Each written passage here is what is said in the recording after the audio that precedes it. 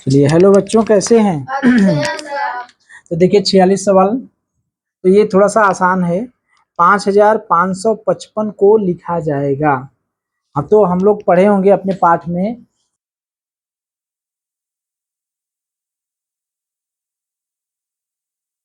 और शब्दों से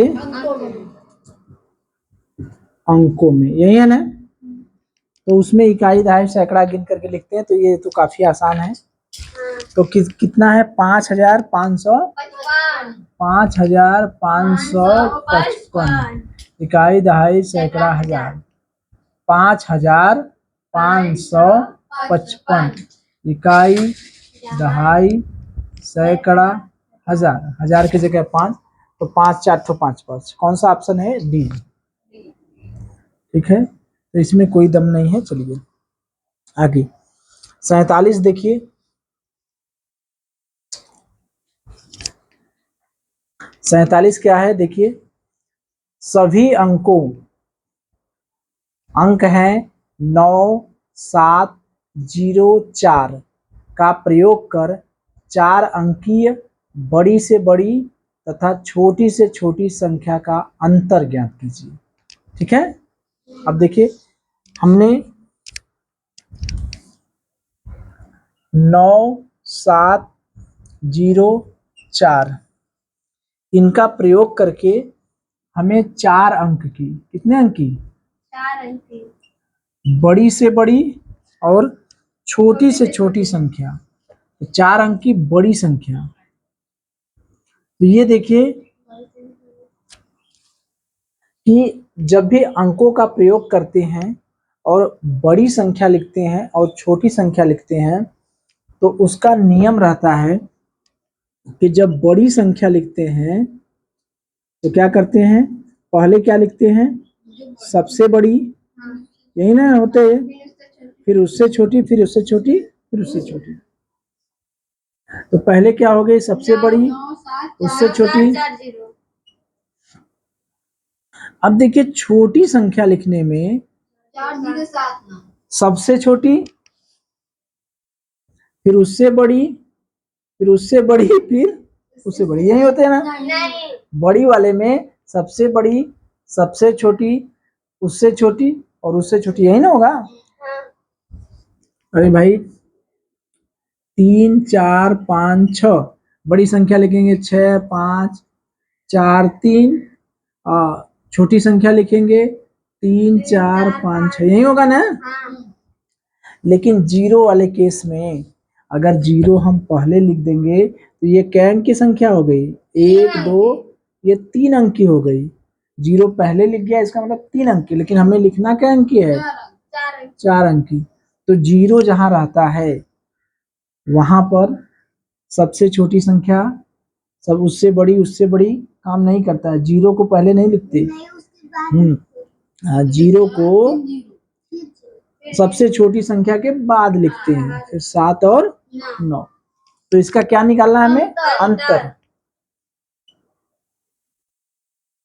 -4 0 7 9, अंतर निकालिए 1। और यहाँ 13 हो गया ना? 13 में से 7 गया 6 6 56 61। 56 61 कौन सा उत्तर है? डी। ये कौन सा ऑप्शन है? डी। ठीक है, चलिए चलिए देखिए 48 क्या है? दो अंकों की संख्याओं का, दो संख्याओं का योगफल 8 है, गुणनफल कितना है? 15 है। इनके व्युत्क्रमों का योगफल ज्ञात कीजिए। योगफल क्या होगा?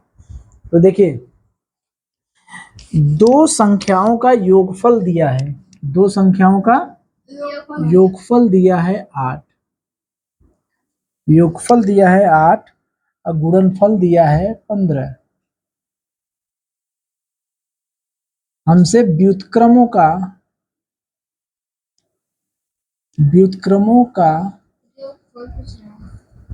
योगफल पूछ रहा है। तो मान लीजिए अगर एक संख्या, हम लोग दो संख्या का योगफल कितना है? 8 है। तो एक संख्या अगर हम लोग x मान लेते हैं तो दूसरी संख्या क्या होगी? 8 8 माइनस एक्स होगी, नहीं होगी क्या? अगर एक दोनों को जोड़ेंगे क्या होगा? 8 होगा ना। यक्स धन 8 माइनस एक्स बराबर कितना हुआ? जोड़ देंगे कट जाएगा, 8 हो जाएगा।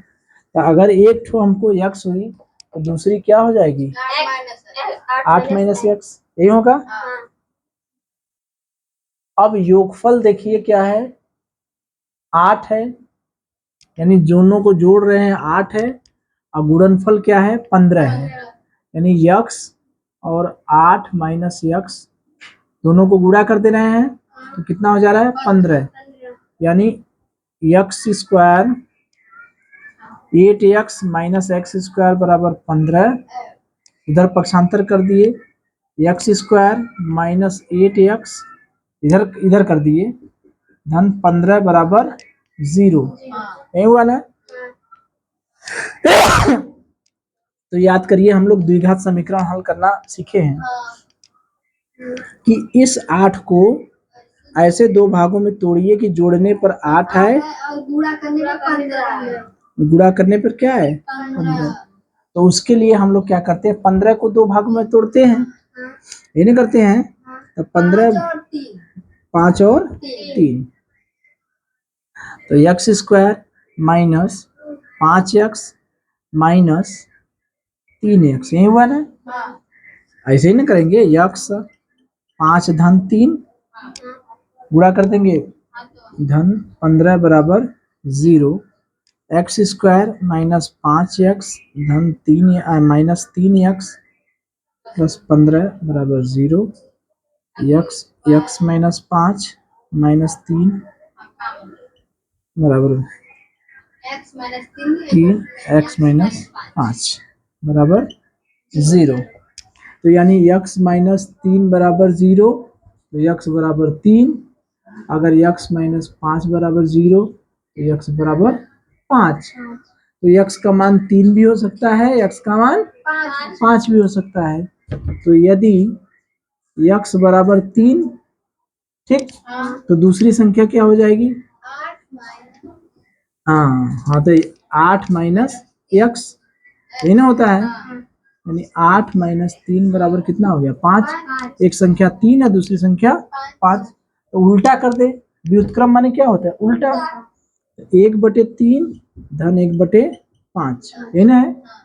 उल्टा करके जोड़ना है हमें, व्युत्क्रमों का योगफल निकालना है। व्युत्क्रम माने उल्टा। तो 15 लघुत्तम ले लिए, 3 × 5 = 15 धन पंक्तियां 15, यानी 8/15। नहीं, बस व्युत्क्रम का ही योग निकालना है। तो कौन सा उत्तर हो गया? 8/15, यानी ए वाला ऑप्शन। कौन सा हो गया? ए वाला। तो एक तो विधि ये हो गई, ठीक है, कि दो संख्याओं का योगफल दिया है, एक है x और दूसरा है x माइनस 8, हो जाएगा। योगफल दिया है 8, गुणनफल दिया है 15, तो गुणा कर दिए, तो एक्स स्क्वायर माइनस 8x धन 15। यहाँ से x का मान अगर 3 रखेंगे तब भी हो सकता है, 5 रखेंगे तब भी हो सकता है। x का मान यदि हमने 3 रख लिया तो दूसरा 5 हो जाता। अगर हमने x का मान 5 रखते तो दूसरी संख्या हो जाती, क्या हो जाती? 8 माइनस 5 यानी 3 हो जाती, तब भी तो वही आता। फिर उल्टा करके जोड़ दिए। एक दूसरी विधि भी है। दूसरी विधि कौन सी है? इसको मिटा दे, तो द्विघात समीकरण से हम लोग किए हैं। तो चूंकि द्विघात समीकरण हम पढ़ाए थे अभी, इसलिए हम द्विघात समीकरण से बता दिए। एक दूसरा भी नियम होता है, दो संख्याओं का योगफल, यानी एक संख्या x हो गई और दूसरी संख्या y हो गई। दो संख्या है ना, दोनों को जोड़ दिए तो 8 है, और दोनों का गुणा कर दिए तो क्या हो गया? 15। ये बताइए कौन सी ऐसी दो संख्याएं होंगी जिनको जोड़ेंगे तो 8 और गुणा करेंगे तो 15? वही नियम है, वही नियम। 15 को दो भागों में तोड़िए, 3 × 5 = 15, यानी 15 बराबर हो गया 3 × 5, यानी दो गुणनखंड कौन कौन हो गए? 3 × 5, यानी एक हो गया 3 और एक हो गया 5, यानी एक हो गया 3 और एक हो गया 5। अपने आप यहाँ से आ गया, नहीं आया? अरे जोड़ने पर वही ना है, द्विघात समीकरण जो करते थे, जोड़ने पर 8, गुणा करने पर 15। कैसे पता चलता था? धन ऋण यहीं से पता करते थे ना। एक भाग हो गया 3, एक भाग हो गया 5, तो एक हो गया 3, एक हो गया 5। हमें उसका उल्टा करना है, यानी 1/3 करना है। 3 का उल्टा क्या हुआ? व्युत्क्रम यही ना हुआ, व्युत्क्रम माने उल्टा। अब 5 का व्युत्क्रम क्या हुआ? 1/5। इन्हीं को जोड़ देना है, 1/3, 1/5, 5 धन 3, 8/15। कौन सा ऑप्शन? ए। तो ये ज्यादा आसान है, छोटा है। ठीक है, चलिए 49। 49 देखिए, महत्तम समापवर्तक निकालना है ना। हाँ देखिए, ये घात में है महत्तम। 2 के घाते 3, गुणे 3 के घाते 3, गुणे 5 के घाते 3, और दूसरा है 2 के घाते 3, 3 के घाते 2, 5 के घाते 2। इस तरह से है, 3 ठो है, उसका महत्तम निकालना है, यही है ना। चलिए देखिए, हम लोग लिख लें पहले। 3 संख्याएं हैं। एक है 2 के घाते 3, गुणे 3 के, जो वही हम बता रहे थे, 5 के घाते 5, और एक संख्या है 2 के घाते 3, 3 के घाते 2, और 5 के घाते 2, गुणे 7, 2 के घाते 4, 3 के घाते 4, गुणे 5। क्या चीज? हाँ हाँ, प्रश्न 49।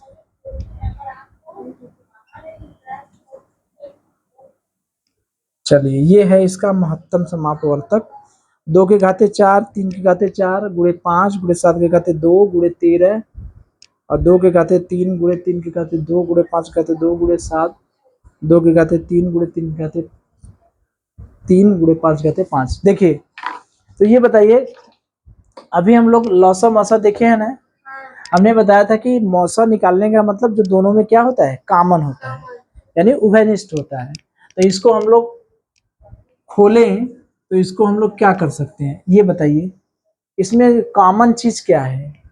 मौसा मतलब कॉमन। ऐसी कौन सी चीज है? 2 के घाते 3 है, 2 के घाते 3 है, और 2 के घाते 4 है। तो 2 के घाते 4 का क्या मतलब हुआ?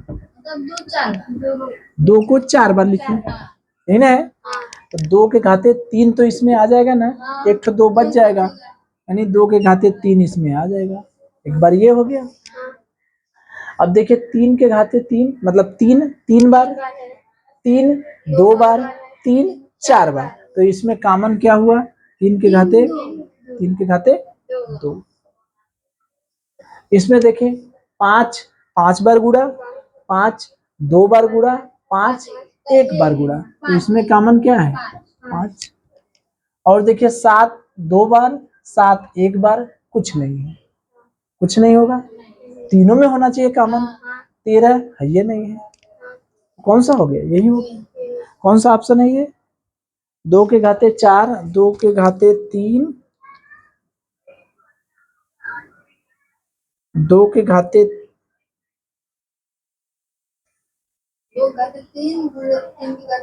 2, हाँ 2 के घाते 3 तो कोई ऑप्शन नहीं है इसमें। 2 के घाते 4,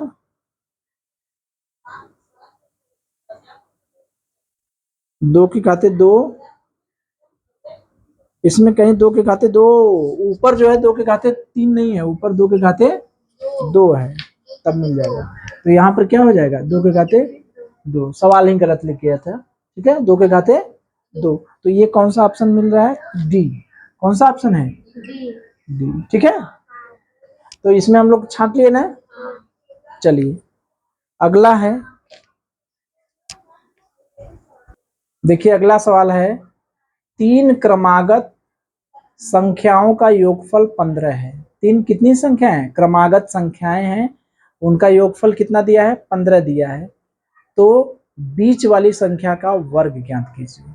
देखिए, ये थोड़ा सा क्रमागत संख्या है। अच्छा,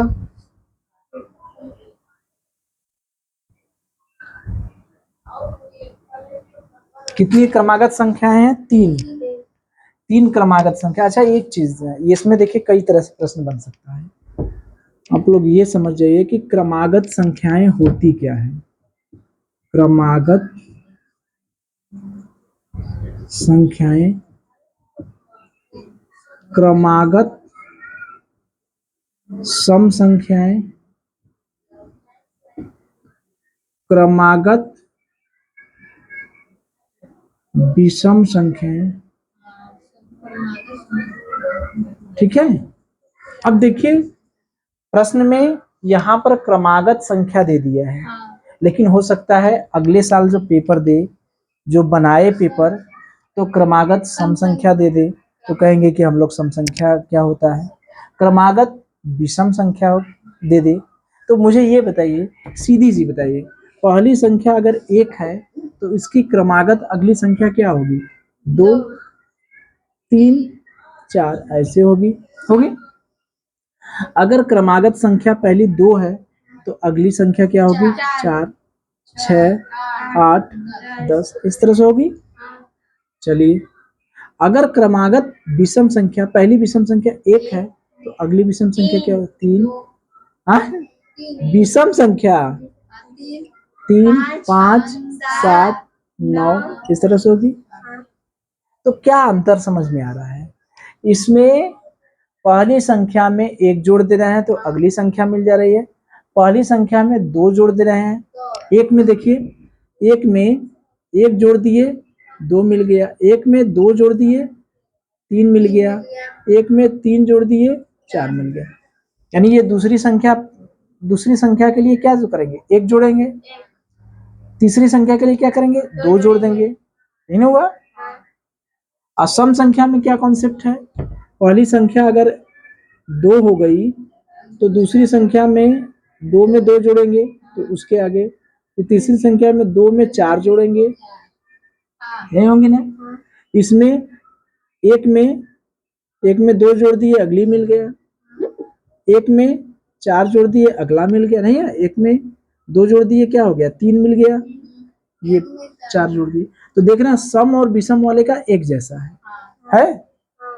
तो अगर हम कहें कि क्रमागत संख्याओं में अगर हम पहली संख्या x मानेंगे तो दूसरी संख्या x+1, x+2, इस तरह से x+3 इस तरह से होती जाएगी। और क्रमागत सम संख्या में अगर पहली संख्या x माने तो x में क्या करेंगे?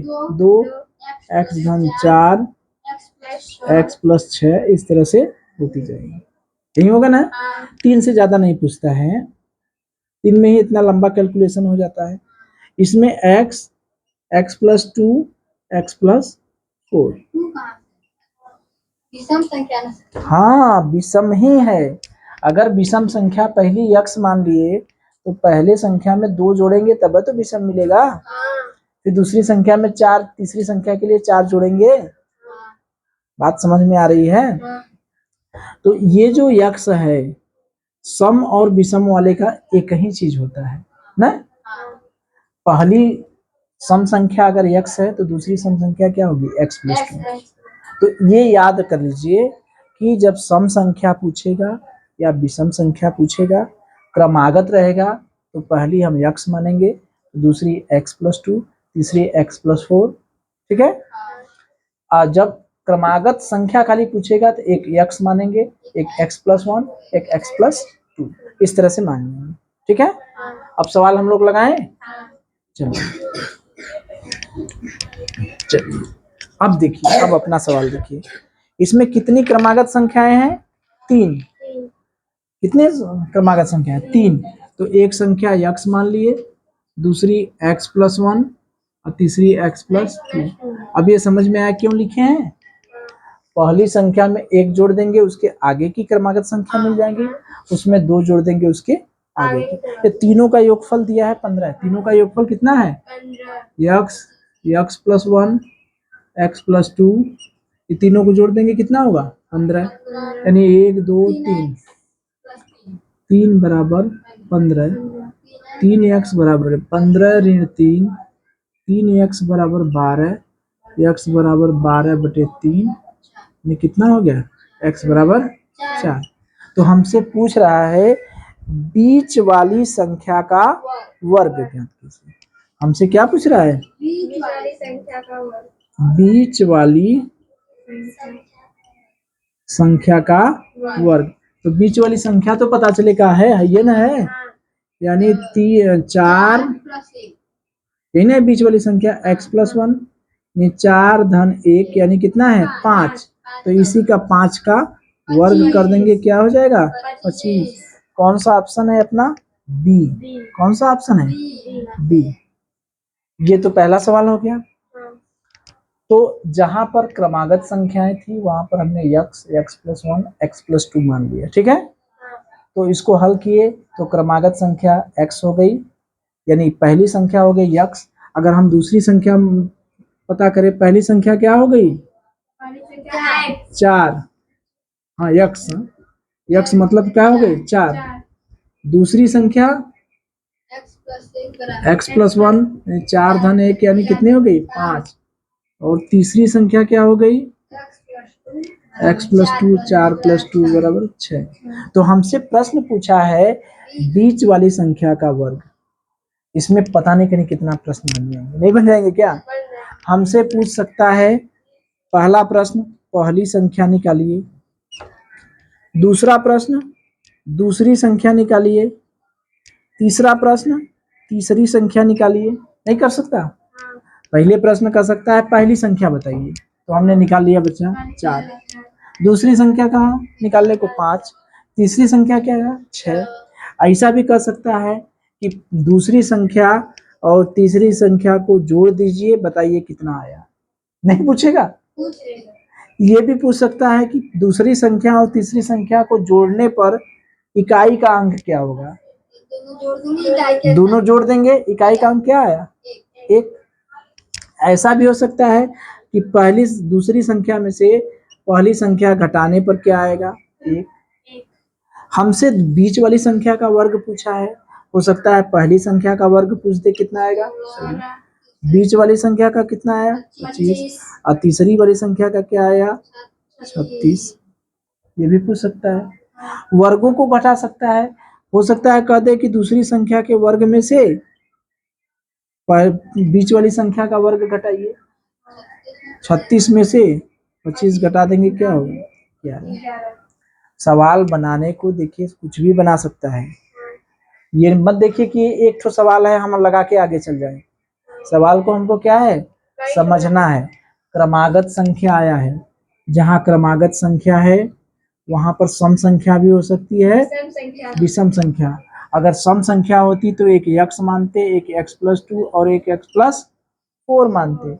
विषम संख्या होती तब भी x, x+2, x+4 मानते। हमें बीच वाली संख्या का वर्ग कहा है, हमसे सबसे बड़ी संख्या का वर्ग पूछ सकता था, पहली संख्या का वर्ग पूछ सकता था, दोनों का योग निकलवा सकता था, अंतर निकलवा सकता था, गुणनफल निकलवा सकता था, भाग दिलवा सकता, कुछ भी कर सकता था ना। वो तो माइंड का खाली टेस्ट लेना है बच्चे का, ठीक है। चलिए देखिए, ये 51 वाला प्रश्न है क्या कि संख्या जो 4 या अधिक अंकों की, एक संख्या है जो 4 या अधिक अंकों की है, वह 8 से भाज्य है, ठीक है। कितने से भाज्य है 8 से। तो बताना है कि वह संख्या सम है, अंतिम 3 अंक 8 से विभाज्य हैं और अंतिम 2 अंक 8 से विभाज्य हैं, अंतिम 3 अंक 8 से विभाज्य। ये देखिए हमारा जो विभाज्यता का नियम जो पाठ है उसी से मिलता जुलता है ना। कौन सा नियम? विभाज्यता का नियम। तो विभाज्यता के नियम में हम लोग जो चौथा पाठ है पूर्ण संख्याओं पर आधारित संक्रियाएं ना, तो उसमें विभाज्यता का नियम दिया है। तो देखिए अलग अलग संख्याओं के लिए विभाज्यता का नियम है, आप लोग जान भी रहे होंगे, उसको एक बार रिवाइज कर लीजिए, ठीक है। चलिए देखिए, संख्या 2 से विभाजित होगी कब? जबकि संख्या 0, 2, 4, 6, 8 कोई संख्या है, संख्या के अंतिम अंक देखिए, ये सब इकाई के अंक हैं। ये सब कैसे अंक हैं? इकाई में। इकाई में 0 रहेगा तब वो 2 रहेगा, तब वो 4, 6, 8 ये सब रहेगा, तो क्या होगी 2 से विभाजित होगी। 3 से विभाजित करने के लिए क्या होगा? संख्या के अंकों को जोड़ दीजिए, जितने भी अंक हैं उसमें उनको क्या जोड़ दीजिए, जोड़ दीजिए। अब देख लीजिए उसमें 3 का भाग चला जा रहा है कि नहीं। जैसे 1 2 3 जोड़ दिए, कितना हुआ, 1 धन 2 धन 3, कितना हो गया 6। 6 में 3 का भाग जा रहा है कि नहीं, जा रहा है। एक मतलब 123 जो है 3 से विभाजित होगी। ठीक है। अगर कोई संख्या 4 से विभाजित है उसके लिए क्या है, 4 से विभाजित होने के लिए अंतिम 2 अंक 0 होना चाहिए, यानी इकाई भी 0 रहे और दहाई भी 0 रहे। या तो वो उस संख्या में 4 से भाग चला जाए, संख्या में 4 से भाग चला जाए, या तो अंतिम 2 अंक क्या हो, 0। जैसे मान लीजिए 24 है, इसके आगे कुछ हम लिख दिए, ठीक है, 7 5 0 0, तो इसमें देखिए 4 से भाग चला जा रहा है कि नहीं, 24 में 4 से भाग जाएगा तो एक मतलब ये संख्या 4 से विभाजित होगी कि नहीं, होगी। इसमें अंतिम दोनों अंक 0 0 है, इसमें भी 4 से भाग चला जाएगा। ठीक है। तो अगर 4 है तो अंतिम 2 अंक, अंतिम 2 अंकों में 4 से भाग चला जाएगा तब भी संख्या 4 से विभाजित होगी, या तो अंतिम दोनों अंक 0 है, इकाई और दहाई दोनों 0 है तब भी भाग चला जाएगा। उसी तरह से 5 के लिए इकाई या तो 0 रहे या तो 5 रहे। अगर इकाई 0 है तब भी 5 से भाग चला जाएगा, और इकाई 5 है तब भी चला जाएगा। 6 के लिए क्या है, संख्या 2 से विभाजित होनी चाहिए और 3 से। ठीक है, चेक कर लीजिए, 2 से भी चेक कर लीजिए, अलग से हम जान रहे हैं 2 से चेक करना, 3 से चेक करना। 7 से विभाजित होने के लिए क्या है, 6 बार, किसी संख्या के 6 बार पुनरावृत्ति हुई, मतलब समझ रहे हैं, 6 बार हम लोग 1 1 1 1 1 6 बार लिख दिए, तो इसका मतलब ये 7 से भाग जाएगा कि नहीं, बिल्कुल जाएगा।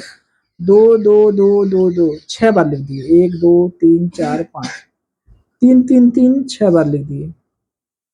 तो अगर कोई संख्या 6 बार लिखे, चाहे 12 बार लिखे, चाहे 18 बार लिखे, तो उस संख्या में 7 से भाग चला जाएगा। ठीक है।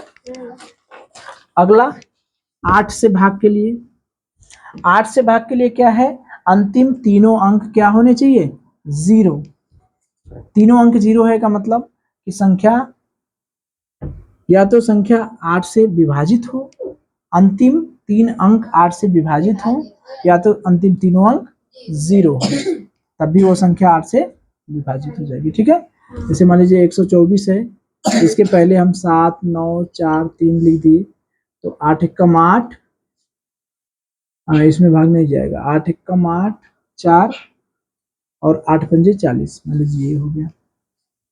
तो इस 3 अंक में यानी 120 में 8 से भाग चला जाएगा कि नहीं, देखिए 8 एकम 8 8 पंजे 40, तो ये संख्या 8 से विभाजित होगी कि नहीं, ये अंतिम 3 अंक में 8 से भाग चला जा रहा है, इसका मतलब ये पूरी की पूरी संख्या क्या होगी, 8 से विभाजित होगी। या तो इस संख्या के अंतिम तीनों अंक 0 0 रहेंगे तब भी 8 से भाग चला जाएगा। तो यह है कि कोई संख्या के अंतिम 3 अंक या तो 0 रहें या तो 8 से विभाजित हो, तो वो संख्या 8 से विभाजित होगी। 9 के लिए क्या है, अंतिम सभी अंकों को जोड़ दीजिए, 9 के लिए सभी अंकों को जोड़ दीजिए, उसमें 9 से भाग चला जाए। 10 के लिए क्या है, तो जानते हैं 10 के लिए 0 रहेगा। 11 के लिए क्या है, विषम स्थान पर और सम स्थान पर। 11 के लिए देखिए, विषम स्थान और सम स्थान का अंतर निकालिए, वो 0 होगा या तो इसमें 11 से भाग चला जाए। जैसे मान लीजिए 121 है, विषम स्थान पर कितना है, ये पहला स्थान, सम स्थान ये क्या है, सम वाला, और ये क्या है, विषम वाला, और ये भी क्या है, विषम, है। तो हमसे कह रहा है विषम स्थान पर से सम स्थान वाला घटा दीजिए, यानी विषम स्थान पर कौन कौन है, 1 1 धन 1, इनको जोड़ दीजिए, अब माइनस सम वाला 2, कितना आ गया, 2 माइनस 2 यानी 0 आ गया, तो 0 आ गया तब पर भी भाग चला जाएगा। या तो इसमें घटाने पर 11 आता, या 11 से भाग वाला आता तब पर भी भाग चला जाएगा। ठीक है। 12 के लिए संख्या 4 से विभाजित होनी चाहिए और 3 से विभाजित है। 15 के लिए 3 से और 5 से, 15 गुणनखंड कर लीजिए, 3 से होना चाहिए और 5 से। इसी तरह से 18 के लिए 6 से होना चाहिए और 3 से।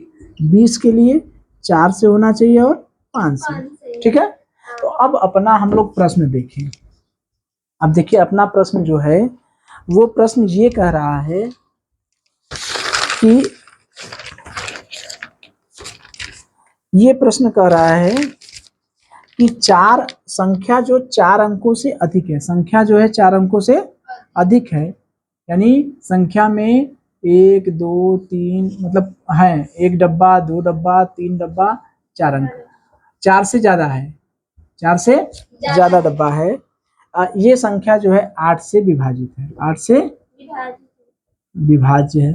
तो मुझे बताइए क्या है, संख्या सम है? कोई जरूरी है कि ये संख्या सम होगी?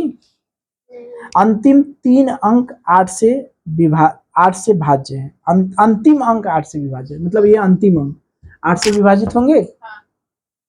8 से विभाजित के लिए क्या है, अंतिम 3 अंकों का योग है। यहाँ अंतिम 3 अंकों का क्या है, योग है ना। अंतिम 3 अंक, अंतिम 3 अंक, यहाँ अंतिम अंक कह रहा है तो अंतिम अंक नहीं ना है। अंतिम कितने अंक चाहिए हमें, 3 अंक चाहिए, ये 8 से विभाजित होनी चाहिए, यह है ना। तो दूसरा भी नहीं होगा, अंतिम 2 अंक 8 से विभाजित होने चाहिए, यह है सही। अंतिम 2 अंक 8 से विभाजित होने चाहिए। अंतिम हमको कितने अंक चाहिए, 3 अंक। लास्ट वाला ऑप्शन है अंतिम 3 अंक 8 से विभाजित है। डी वाला ऑप्शन है अंतिम 3 अंक 8 से विभाजित है। डी वाला ऑप्शन आपका क्या है, सही है। बात समझ में आई? तो एक ठो प्रश्न के लिए इतनी चीजें आपको आनी चाहिए, ठीक है। तो अब कभी भी विभाज्यता का प्रश्न आएगा तो कर लेंगे ना, ये नियम याद रखे रहिए, इससे ये प्रश्न हल हो जाएंगे, ठीक है। तो चलिए जो बचा है 52 से लेके 60 तक बचा है ना, तो उसको हम लोग अगले दिन करेंगे, ठीक है।